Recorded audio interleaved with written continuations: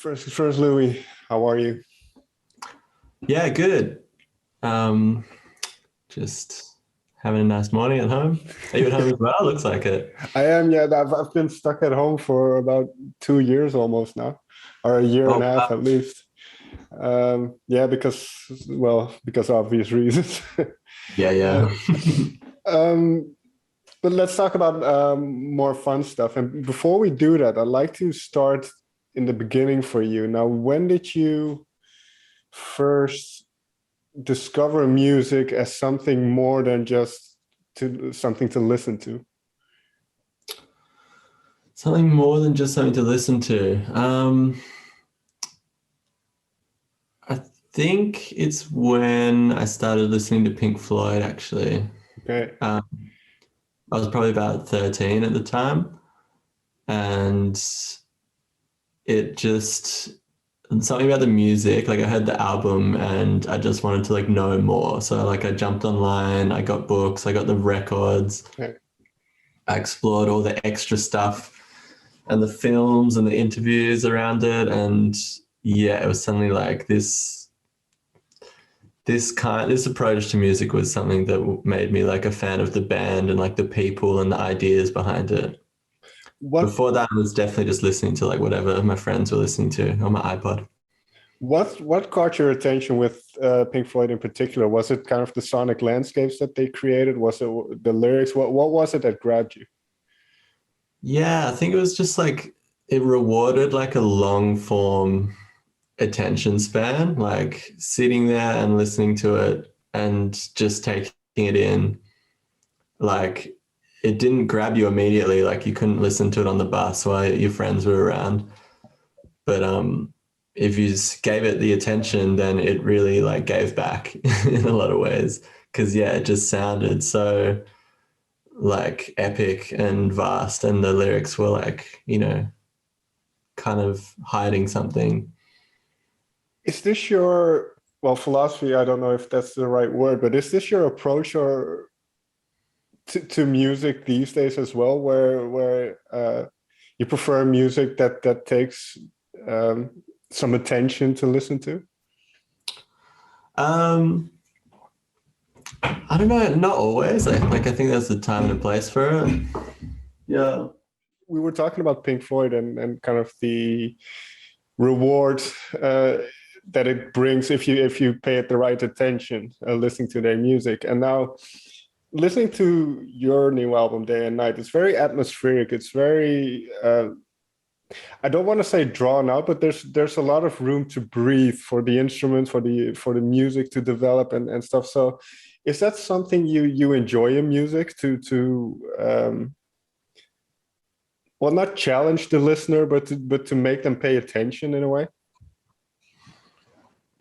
Yeah, I mean, for myself, I definitely enjoy listening to music in that way, in sort of a more deep meditative place where it is drawing you in and forcing you to be really present. And I think we all really enjoy making music in that way, that repetition and those like deeper cycles. Once we can get it into either a groove or a chord progression or, anything in that way, I think we all really fall for it. Yeah, definitely. Uh, just quickly, is music in that sense, especially the performance aspect of it, is it very meditative in a way then? Yeah, I'd say so. For sure. And we're kind of finding that more and more as we're preparing for the live show. I think giving the space to just like it's so rare that you have so many people in a room all concentrating on the one thing. It's a real opportunity to like take the time to extend and, get into this flow with everyone. And now, am I right in saying that the band was separated to some degree because of the pandemic and everything that happened? And did you kind of make an effort to rediscover this feeling of just being in the room together? We didn't do it very successfully, like apart from each other. That was a real time where we would like kind of went into ourselves and everyone was kind of writing their own stuff. I think it became pretty clear quickly that we couldn't do this online. It's a very much in-person thing for us. When was that decision made then to get back into the same room together? I mean, I think we tried not to split up in the first place. We needed to, some of us needed to go see our families in Australia. Some wanted to stay in Berlin, but it was always the plan that we had to get back together as soon as possible. We had a meeting before everyone left and we were like, this is a temporary thing. Like, we got to stick together. And then how much of the record was already formed, or those ideas, how many were already formed by the time you got together again? We'd done a month in Australia, like jamming together and working on the songs. So we had, I don't know, we had a lot of it like conceptualized, but we still had a long way to go. It was kind of right in the middle. This writing process, what was the start of it? Because obviously your previous self-titled album did quite well. What was the starting point for this new record, or did it kind of flow into each other? Yeah, I'd say it kind of flowed in. I think, it's a very long process, and I think a lot of the writing starts with an individual, Jules or Noah or me, writing a song alone and starting from that. And I guess that some of these songs began long before we even conceptualized the album, you know. But it's like a 3-year process of kind of putting it all together and following some of those songs and then reaching a concept and writing new songs to fit into that and bringing it all together. It gets very blurry. It's very, it all blurs into one in the end.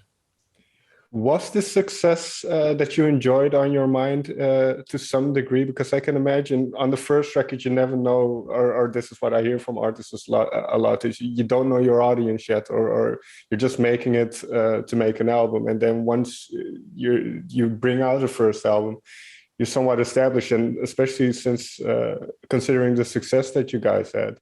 Was that in the back of your mind at all during the creative process of this album? Not for me, not really. I'd say probably, I think it has to have been for some of us.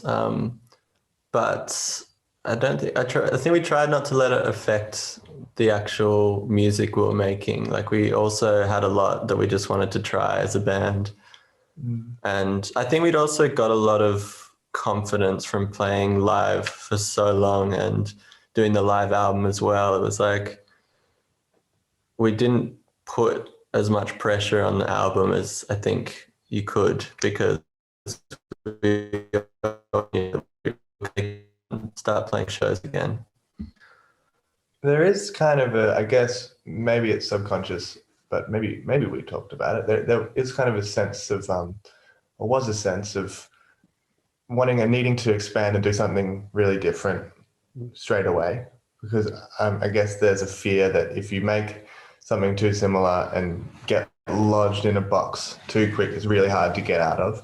So it did feel a little bit important to me, or at least I've been thinking about it recently. It is important to break out of that early on in the career of a band, so that, in the future, it's expected that we're going to change. Yeah, Louie, you mentioned that you wanted to try some new things. So can you share one of those things that you had as an idea for the new album? Like, this is something we want to focus on? We wanted to make 2 albums and release them at the same time. We wanted to work with an orchestra or like a string arranger. We wanted to record the whole album live in the same room together and track it in that way. Yeah, all that sort of stuff. It was stuff that we'd never done before. It seemed really exciting. And so that was what we prioritized.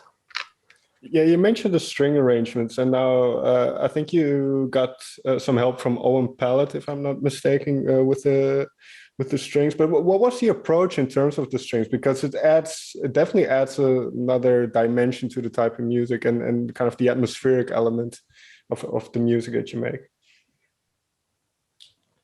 Yeah, we always planned on creating this sort of film score feeling and this very cinematic world. And we left a lot of space when we were writing and piecing together the track listings of the records. We kind of created these bases that made all the songs flow into each other, but left space. And then once we started talking to Owen, I think we just came to him with concept and ideas of the story that we wanted to tell and the different emotions and places that we wanted the record to go. And we didn't really talk about music so much with him, also because he's just so deeply connected to so much music that we've never heard of. We just kind of talked about concepts, and we said, what would you do with this idea? And let him follow that, which was really cool. So he really brought his own sound to the orchestra. And these concepts then, were they based on lyrical themes or emotions, or how should I see that? Well, maybe just musical themes. Yeah, it was all blurring together again. Like we would be talking so much about day and night and about one journey from the sunrise back to the sunrise, but then also metaphorically how that related to the internal and the external worlds of a human and one person kind of walking through this story. And then we were also looking at songs that had been written or could be written and how these personal stories tied into that. I don't know, it really, I really lost my mind in it for a while. It's hard to kind of explain. I know there's also a lot of visual talking as well, like just imagining like a landscape of some sort and being like, this is the feeling we want from the sound. And Owen was up for that, which was so cool to work with. This dichotomy between day and night, or this concept of having these two opposing things, how early in the process did that become a thing? Because Louie, as you mentioned, you did want to make a double album, which is quite an ambitious undertaking in this day and age, I would say. So what made that such a prominent thought for the band? It was kind of the first idea that we came with that everyone felt connected to. And I think from the very beginning, it was kind of used as like the blueprint for what we were making. And we could always refer back to it if we were lost or unsure. So yeah, I think the day and night, just those two words was the starting point. And then we kind of took it from there. And now I read that you had about 150 demos. Now, whittling that down to what eventually will become the album, how difficult was that, and what were you focusing on? Yeah, we obviously wanted to like showcase sides of our songwriting that we hadn't been able to show in the last album, but at the same time, you know, it all had to make sense with each other, and it did mean like getting rid of a lot of songs that were really cool, but yeah, it was kind of piecing together these albums as like albums first and looking at what songs worked with that. Well, let's pick out a song then, because that might make it a little bit more concrete. One that stuck out really for me in terms of a certain power or something is Somethinggreater, where once the chorus comes in, it's that moment. It's really powerful the way it comes in. So what was the approach with that particular song? That one started from a demo that Noah had, and it was really different to where we ended up, but it had this beautiful chord progression and this line, holding out for something greater, holding out for something else. And maybe the chorus too. No, that came later. Yeah, so it was just like this general feeling that we heard in this demo, and then as soon as we started kind of playing it, we landed on a groove and an emotion that just felt like it wanted to keep going. And that's something I think a lot of the time we're chasing, especially, when we're kind of making more dance-orientated music. It's like this, almost like being in a club and the music just doesn't change for 4 hours and you just get lost in it. And I feel like we almost touched that feeling while playing that song. And I guess that's what we were chasing while we were recording it, that euphoric kind of repetition. And this line of something greater, something else, what was the basis for that?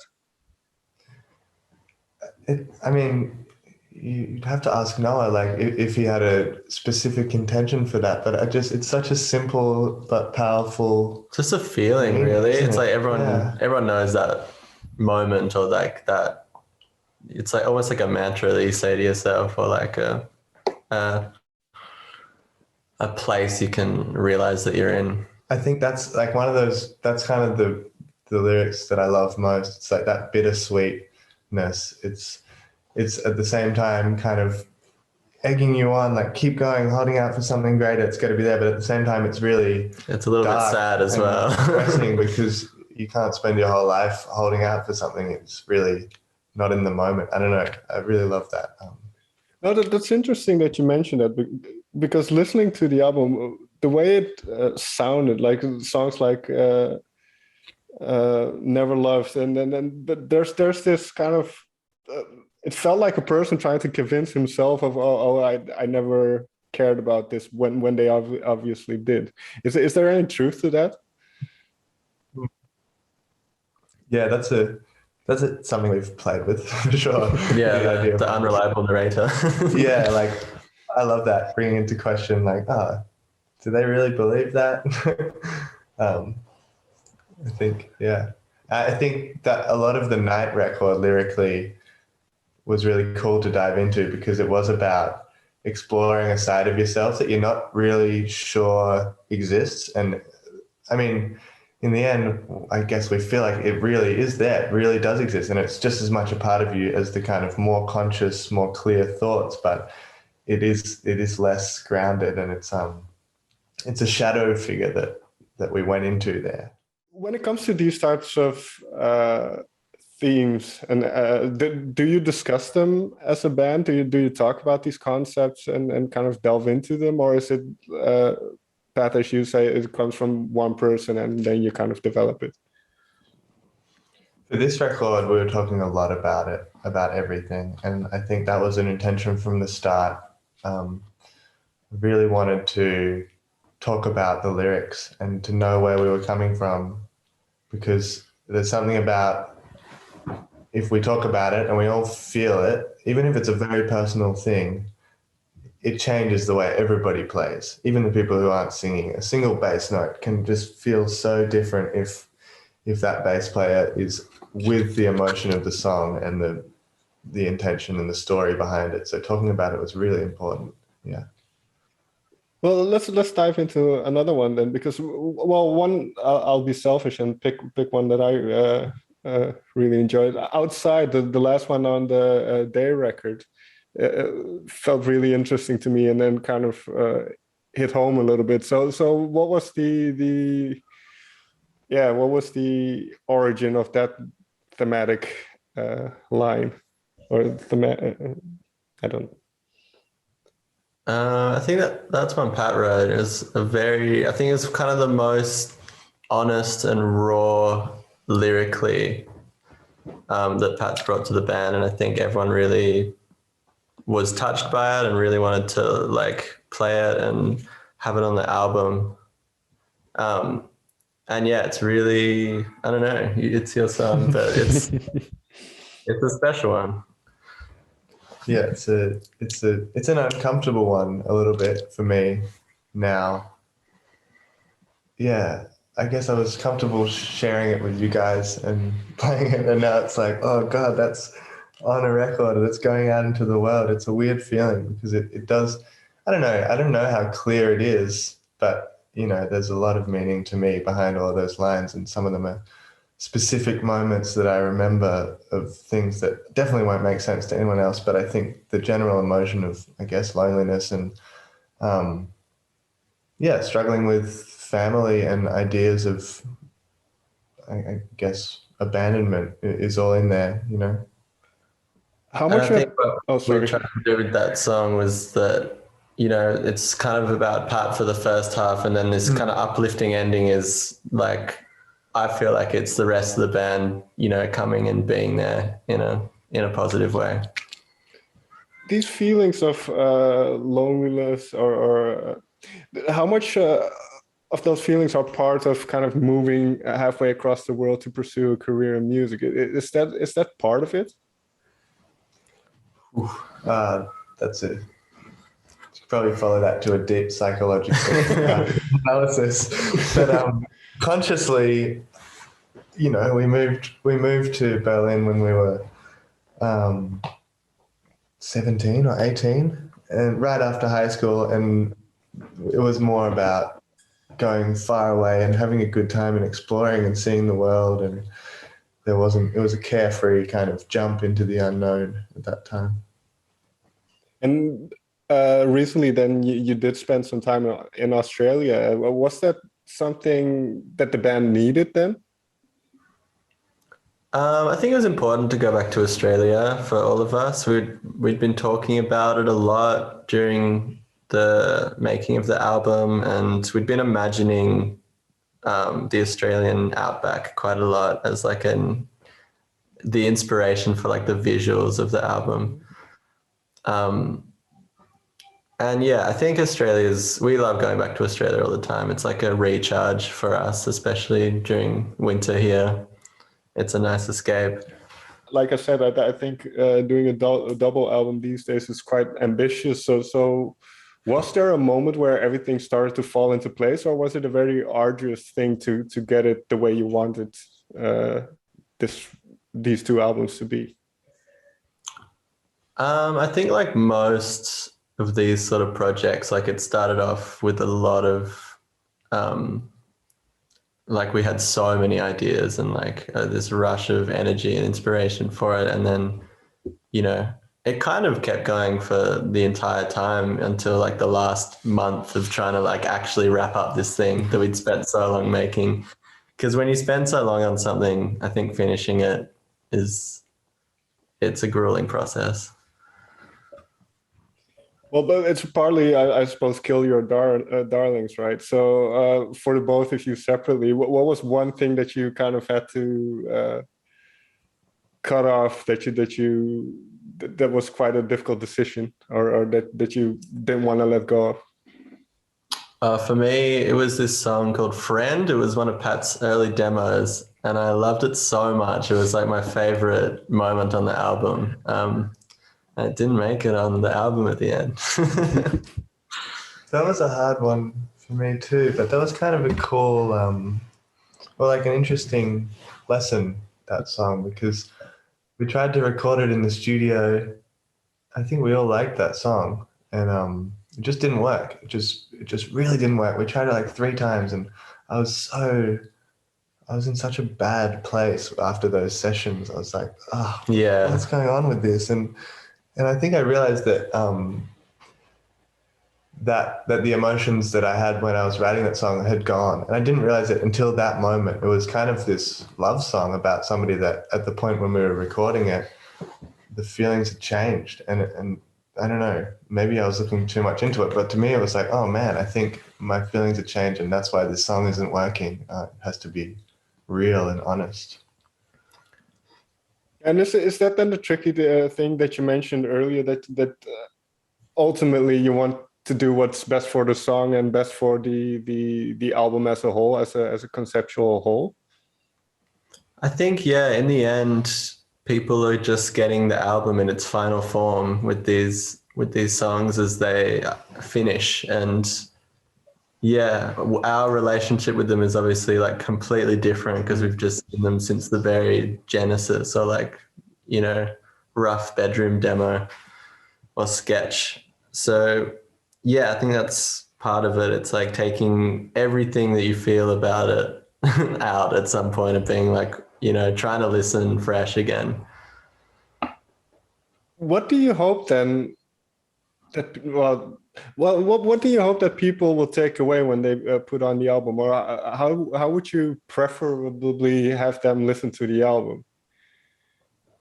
Well, I think what you were saying earlier about like, or maybe we were saying it, somebody was saying it, about kind of listening deeply, and I don't want to say that. I really don't mind. I really think everyone should get something out of it that they need and that they want, and I don't care. Yeah, I mean, talking about these Pink Floyd albums before, I was saying they reward like, you know, attention and like continued listening. And I really hope that that we've achieved something like that as well. But at the same time, you can't tell people to give it that.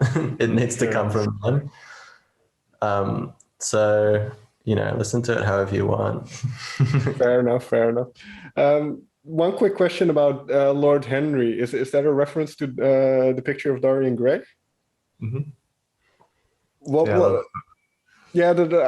I haven't read it for years, but what made you think of this song, about this book when you wrote that song? It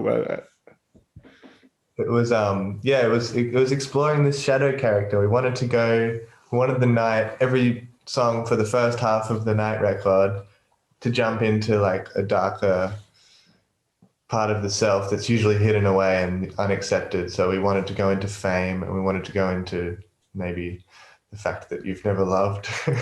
And Lord Henry was like, I wanted to also with the music. I think the music of that song came first and the lyrics came afterwards, but it was like, let's create this really hedonistic kind of intense world, and let's have tempo changes and a lot of percussion and really go over the top. And so the lyrics was, I don't know, Lord Henry, that character came to my mind as this person who's like beckoning Dorian into this darker hedonistic world, and kind of saying it's not all bad here. It's actually a beautiful thing, and it's actually, there's a lot of power in this world. So that's, I guess, the moment of the album where I wanted to start accepting the darkness, Again, and then I tried to connect it to real life before, but is this then a reflection of what you as a band are going through in the world? And you mentioned famous, dealing with a certain notoriety as a band, dealing, I'm sure, with temptation in all kinds of forms. So is this again kind of a reflection of where you are as a band? I mean, kind of. It's funny to think about, like, we're not writing about famous as ourselves as like a famous band, because it doesn't really feel like that. But I think the idea is that it's a side of everyone that we tried to give voice to. And we do have those feelings, but like maybe it's only a small part of us that we were like, you can have the stage for this moment. Final question then. Now that the world is opening up, the album will be coming out and you're touring again. What is the feeling like looking forward? Because it has been quite a bleak year and a half, let's say. So what is your outlook now that the album is coming out, now that it's finished, now that you don't have to worry kind of about that anymore, and you get to tour? Yeah, we're going to tour. We're going to tour for like a full year next year, which is exciting. It's super exciting. It's also like, it doesn't feel real yet because of where the world's at, but we're getting ready for it, and we're going to be there. Did you miss touring, or do you become quickly used to kind of being at home or living your life differently? Because one thing I've talked about with musicians is their sense of identity, and a lot of that is involved with the band that they're in or the music that they make. So once that is kind of at least cut in half or kind of disappears a little bit, they find it difficult to ground themselves. How do you feel about that?